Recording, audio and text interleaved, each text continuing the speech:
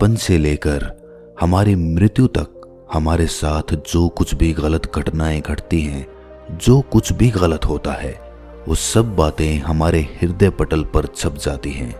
वो हमें हमेशा याद रहती हैं। हम इन्हें चाहकर भी भुला नहीं सकते। लेकिन जब भी हमारे साथ कोई और नई घटना घटती है या फिर हमारे साथ कुछ गलत होता है, तो हम अपने आप से ये ज़रूर कहते हैं कि हमारी तो किस्मत ही खराब थी, हमने तो पूरी कोशिश की थी, या फिर हमारा तो कोई दोष ही नहीं था। और जब हमारी किस्मत ही खराब है तो हम कर ही क्या सकते हैं। अगर आप भी यही सोचते हैं और यही मानते हैं तो आज की ये कहानी आपके लिए ही है। बहुत समय पहले की बात है। किसी नगरी में एक व्यक्ति रहा करता था। वो अपनी किस्मत को लेकर बहुत रोया करता था। उसे लगता था कि उसकी किस्मत बहुत खराब है और भगवान ने ना जाने क्यों उसकी किस्मत ऐसी लिखी है। एक दिन वो व्यक्ति एक सड़क से होकर गुजर रहा था। तभी उसने देखा कि एक बौद्ध भिक्षु ध्यान में लीन बैठे हुए हैं। वो उन बौद्ध भिक्षु के पास पहुंच गया और उनसे कहने लगा कि हे गुरुवर, क्या आप मेरी मदद कर सकते हैं। इस पर बौद्ध भिक्षु कहते हैं कि बताओ, तुम्हें क्या समस्या है और तुम यहाँ पर क्यों आए हो। वो व्यक्ति बौद्ध भिक्षु से कहता है कि हे गुरुवर, मैं बहुत दुखी हूँ, बहुत परेशान हूँ। मैं जो कुछ भी करता हूँ सब कुछ उल्टा ही हो जाता है। जो कुछ भी करने की कोशिश करता हूँ वो सब खराब हो जाता है।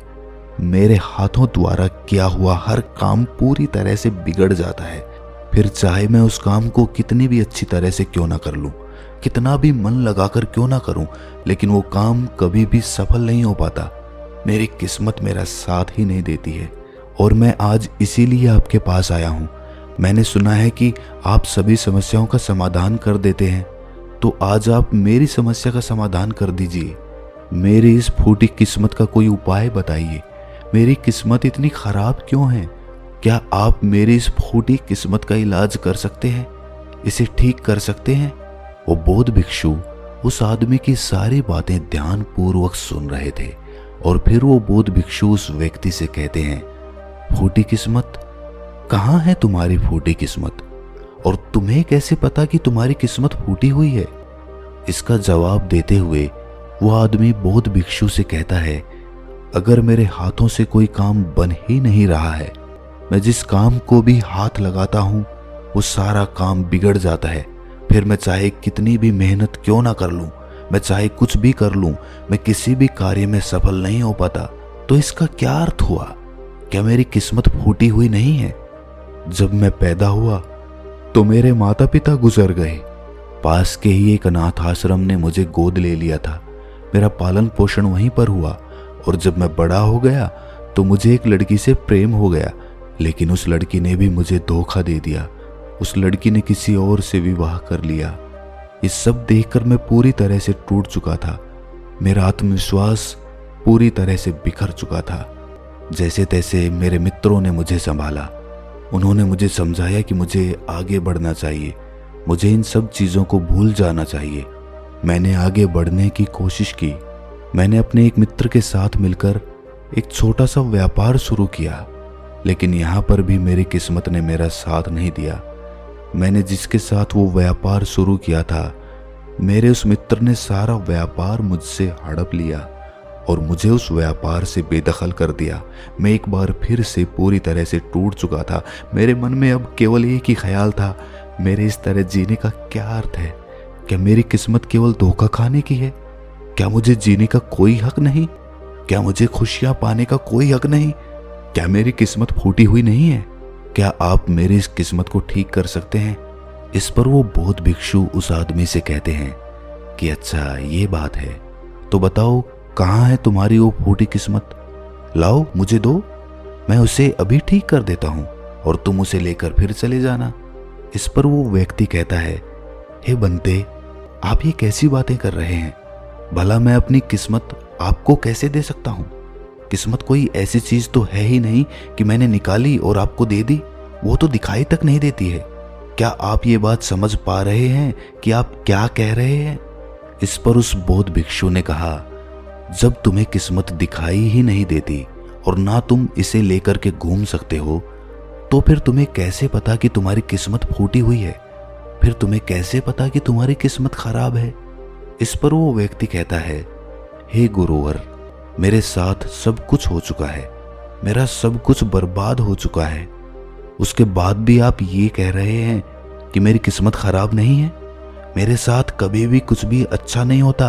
मैं जो कार्य करने जाता हूँ सब कुछ गड़बड़ हो जाता है।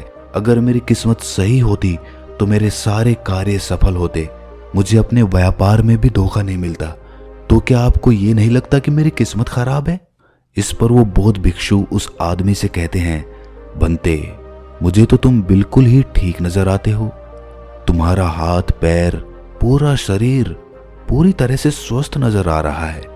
तुम अभी भी ठीक हो, चल फिर रहे हो, जीवन जी रहे हो, सांस ले रहे हो और तुम अभी तक मरे भी नहीं हो। तो फिर तुम्हारी किस्मत कैसे खराब हो सकती है? यदि तुम्हारी किस्मत खराब होती तो तुम बीमार होते, या फिर तुम्हारे शरीर का कोई अंग पूरी तरह से काम नहीं कर रहा होता, या फिर तुम्हारे शरीर का कोई अंग होता ही नहीं, या फिर हो सकता है कि तुम मृत्यु को भी प्राप्त हो जाते। लेकिन जहां तक मैं देख पा रहा हूं ऐसा तो कुछ भी नहीं है। फिर तुम कैसे कह सकते हो कि तुम्हारी किस्मत खराब है? इस बार वो व्यक्ति झल्लाकर बौद्ध भिक्षु से कहता है, हे गुरुवर, लग रहा है आपको मेरी बात समझ में नहीं आ रही है। मैंने आज तक जो भी कार्य करे हैं, उन सभी कार्यों में जो भी पूंजी मैंने लगाई है, वो सब कुछ डूब चुकी है, नष्ट हो चुकी है।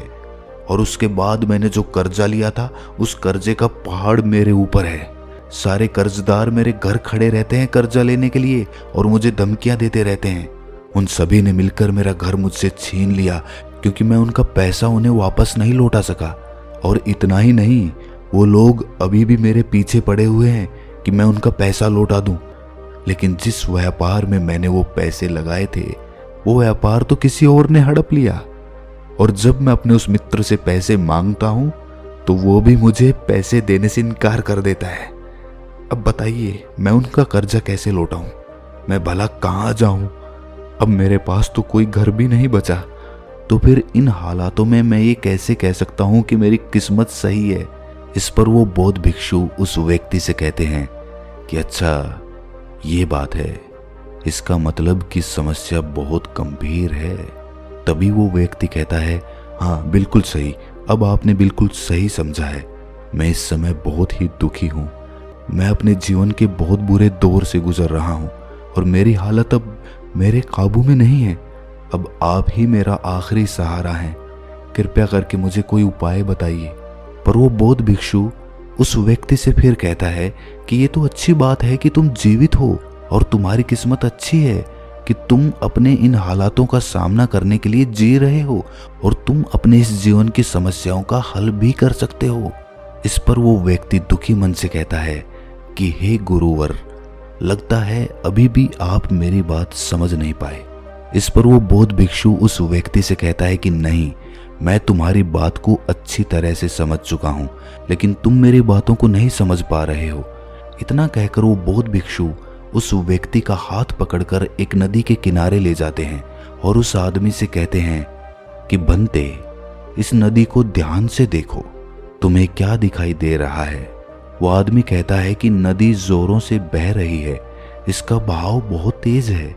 तब वो बौद्ध भिक्षु उस आदमी से कहते हैं कि यदि मैं किसी पेड़ का एक पत्ता इस नदी में गिरा दूं तो वो किस दिशा में बहता हुआ जाएगा? वो आदमी कहता है कि हे गुरुवर, जिस दिशा में नदी बह रही है ठीक उसी दिशा में वो पत्ता भी चला जाएगा। तब वो बौद्ध भिक्षु उस आदमी से कहते हैं कि बिल्कुल सही कहा है तुमने। अब बताओ मुझे कि इस पत्ते की किस्मत किसके हाथों में है? इस पर वो आदमी कहता है, हे गुरुवर, उस पत्ते की किस्मत इस नदी के हाथों में है। वो जहां चाहे इसे बहा कर ले जा सकती है क्योंकि इसका बहाव बहुत तेज है। तब वो बौद्ध भिक्षु मुस्कुराते हुए उस आदमी से कहते हैं, और मान लो कि वो पत्ता सिर्फ मेरे हाथों में ही है और मैं चाहे उसे नदी में फेंकूं या ना फेंकूं, तो बताओ उस पत्ते की किस्मत क्या होगी? इसका जवाब देते हुए वो आदमी कहता है कि इस हिसाब से तो पत्ते की किस्मत आपके हाथों में हुई। आप चाहे तो उसे नदी में फेंक सकते हैं या फिर आप चाहें तो उस पत्ते को कहीं और भी फेंक सकते हैं। इस पर वो बौद्ध भिक्षु मुस्कुराकर उस आदमी से कहते हैं, इस पत्ते की किस्मत ना तो नदी के हाथों में है और ना ही मेरे, क्योंकि मैं चाहे कितनी भी कोशिश कर लूं, यदि एक पत्ता किसी वृक्ष से टूट चुका है तो वो आज नहीं तो कल सूख ही जाएगा। जब तक वो पत्ता किसी पेड़ से जुड़ा हुआ है तब तक उसे भोजन मिल रहा है, ऊर्जा मिल रही है, लेकिन जैसे ही वो पत्ता पेड़ से अलग हो जाता है तो उसे ये सब मिलना बंद हो जाता है। तो अब बताओ उसकी किस्मत अच्छी है या बुरी? तब वो आदमी कहता है कि हे गुरुवर, ऐसे तो उसकी किस्मत बुरी ही है, क्योंकि पेड़ पर रहने पर उसे भोजन और ऊर्जा दोनों ही मिल रहे थे।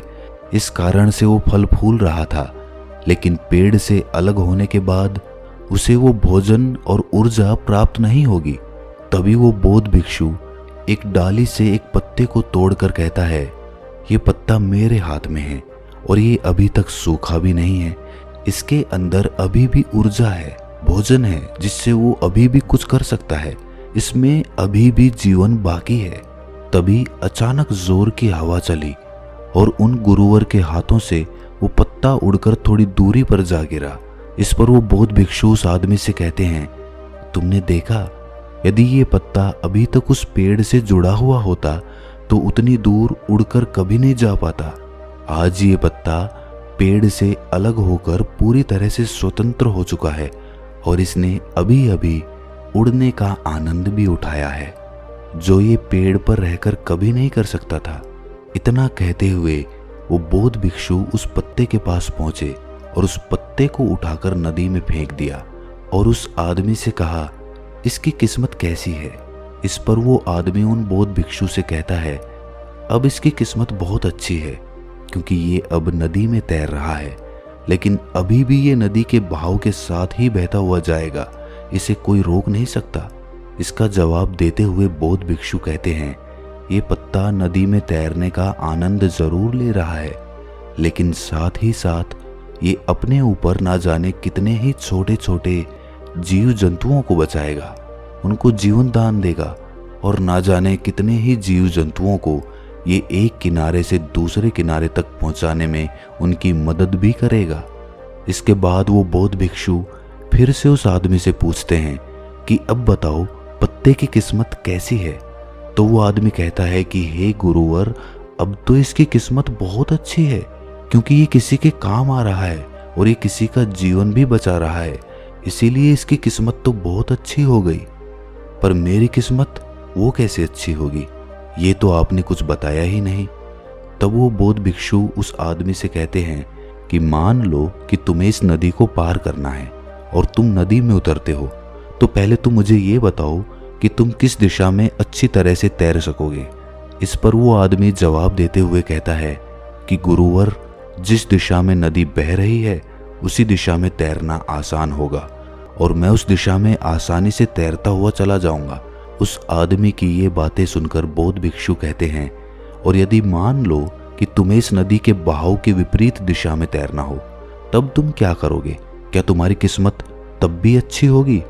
वो आदमी कहता है कि नहीं गुरुवर, तब तो मुझे और ज्यादा मेहनत करनी पड़ेगी, तब मेरी किस्मत भला अच्छी कैसे हो सकती है? उस आदमी का ये जवाब सुनकर वो बौद्ध भिक्षु उस आदमी से कहते हैं, और यदि मान लो कि तुम्हारे हाथ पैर नहीं है और फिर भी मैं तुम्हें कहूं कि तुम इस नदी की विपरीत दिशा में तैरकर अपने लक्ष्य तक पहुंचो, तब तुम्हारे मन में क्या ख्याल आएंगे और तुम्हारी किस्मत कैसी होगी? इस पर वो आदमी कहता है कि हे गुरुवर, अगर मेरे हाथ पैर ही नहीं होंगे तो मैं विपरीत दिशा में तैरकर अपने लक्ष्य तक कैसे पहुंचूंगा? अगर मेरे हाथ पैर सही सलामत होंगे तो हो सकता है कि मैं विपरीत दिशा में तैरकर अपने लक्ष्य तक पहुंच जाऊं, भले ही उसमें समय थोड़ा ज्यादा लगे, लेकिन यदि मेरे हाथ पैर ही नहीं होंगे तो भला मैं कैसे पहुंचूंगा? तो ऐसे में मेरी किस्मत तो और ज्यादा बुरी हो गई। तब वो बौद्ध भिक्षु उस आदमी से कहता है कि अब तुम्हें ये समझ में आया कि तुम्हारी किस्मत अभी भी अच्छी है, पहले भी अच्छी थी और आगे भी अच्छी ही रहेगी। बस तुम्हारे अंदर एक छोटी सी तकलीफ ये है कि जो भी समस्या है जो हमारे सामने आ रही है, उन समस्याओं का तुम सामना नहीं करना चाहते हो। लेकिन जिन समस्याओं को तुम पीछे छोड़कर भागने की कोशिश कर रहे हो, वो समस्याएं तुम्हारे साथ ही चल रही हैं। जैसे कि मान लो यदि इस नदी का बहाव और ज्यादा तेज हो जाए तो तुम्हें इस नदी की विपरीत दिशा में तैरने में कितनी मेहनत करनी पड़ेगी। वो आदमी कहता है, हे महाराज, तब तो मुझे अत्यधिक मेहनत करनी पड़ेगी और मुझे बहुत ज्यादा थकान भी होगी, लेकिन किसी ना किसी तरह मैं अपने लक्ष्य तक पहुंच जाऊंगा। तब वो बौद्ध भिक्षु उस आदमी से पूछता है, अच्छा मान लो नदी का बहाव और भी ज्यादा तेज हो जाए तो क्या तुम नदी की विपरीत दिशा में तैरना पसंद करोगे? वो आदमी कहता है, नहीं नहीं गुरुदेव, मैं तो इस नदी में उतरने का सोचूंगा भी नहीं, विपरीत दिशा में तैरना तो दूर की बात रही। आखिर में अपनी सभी बातों का निचोड़ निकालते हुए वो बौद्ध भिक्षु उस आदमी से कहते हैं कि ठीक उसी प्रकार जब हमारे जीवन में अत्यधिक कठिनाई या अत्यधिक परेशानियां आती हैं जो नदी के तेज बहाव की तरह होती है, और जब हमें ये घेर लेती है तो हमें कुछ भी समझ नहीं आता और हम इनसे भागने की कोशिश करते रहते हैं। हम इनका सामना कभी करना ही नहीं चाहते। लेकिन तुम्हें ये ध्यान रखना चाहिए कि जब भी तुम्हारे सामने ऐसी परिस्थिति आए कि तुम्हें लगे कि तुम्हारे हाथों में कुछ नहीं है, तब तुम्हें नदी की दिशा में बहकर अपने लिए एक सुरक्षित स्थान खोजना चाहिए, क्योंकि उस समय तुम्हारा ध्यान केवल अपनी रक्षा पर होना चाहिए, क्योंकि जिसकी रक्षा तुम्हें करनी है वो है तुम्हारा जीवन। यदि तुम्हारा जीवन तुम्हारे साथ रहेगा तो आज नहीं तो कल ये तेज बहाव जरूर शांत हो जाएगा और नदी का बहाव भी हमेशा के लिए एक जैसा नहीं रहेगा। उसे आज नहीं तो कल थमना ही पड़ेगा, और जब नदी का बहाव कम हो जाएगा तब तुम चाहो तो नदी की विपरीत दिशा में तैर सकते हो और फिर तुम जैसा चाहो वैसा मुकाम हासिल कर सकते हो। तो अब मुझे बताओ, क्या तुम्हें अभी भी ये लगता है कि तुम्हारी किस्मत खराब है या फिर तुम्हारी किस्मत अभी भी फूटी हुई है? ये कहकर वो बौद्ध भिक्षु जोर जोर से हंसने लगते हैं, और ये सुनकर वो आदमी भी जोर से मुस्कुरा उठा और उनसे कहता है कि हे गुरुवर, आप सही कहते हैं, मेरी किस्मत पहले भी अच्छी थी, आज भी अच्छी है और आगे भी अच्छी ही रहेगी। मैं पूरी तरह से स्वस्थ हूँ, मेरे हाथ पैर सही सलामत है, मेरा जीवन मेरे साथ है, मेरे पास है और मैं सांसें भी ले रहा हूँ। हाँ, मेरे पास घर नहीं बचा, लेकिन फिर भी अभी मेरे पास कुछ पैसे बचे हैं, खाने के लिए भोजन है, पहनने के लिए अच्छे कपड़े हैं, जिनकी मदद से मैं एक बार फिर से अपने उन मुकामों को हासिल कर सकता हूँ। जो चला गया बुद्धिमान उसका शोक नहीं करते और आने वाले कल की चिंता कर्मयोगी नहीं करता। अगर मैं बीते हुए कल के शोक में डूब गया तो मैं कभी आगे नहीं बढ़ पाऊंगा। मुझे वो सब कुछ चाहिए जो मैं पाना चाहता हूँ, मैं उसकी तलाश में अब आगे बढ़ना चाहता हूँ, मैं वो सब प्राप्त करना चाहता हूँ और मैं वो प्राप्त करके ही रहूंगा, क्योंकि अब मैं उस पेड़ से अलग हो चुका हूँ जो मुझे बांधे हुए थी, मुझे रोके हुए थी। लेकिन अब मैं उस पेड़ से अलग हो चुका हूँ और अब मेरे पास एक ऐसा सुनहरा मौका है जिससे मैं अपने जीवन को संवार सकता हूँ, उसे निखार सकता हूँ। इतना कहकर वो आदमी उस बौद्ध भिक्षु को प्रणाम करता है और अपने मार्ग पर आगे की ओर निकल पड़ता है, और वो बौद्ध भिक्षु भी अपनी राह पर आगे चल पड़ते हैं।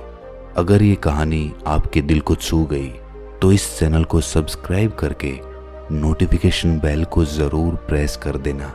ये कोई ऑर्डर नहीं है, ये एक रिक्वेस्ट है, मान लीजिए। तो दोस्तों, मिलते हैं अगली कहानी में, तब तक के लिए अपना ख्याल रखें।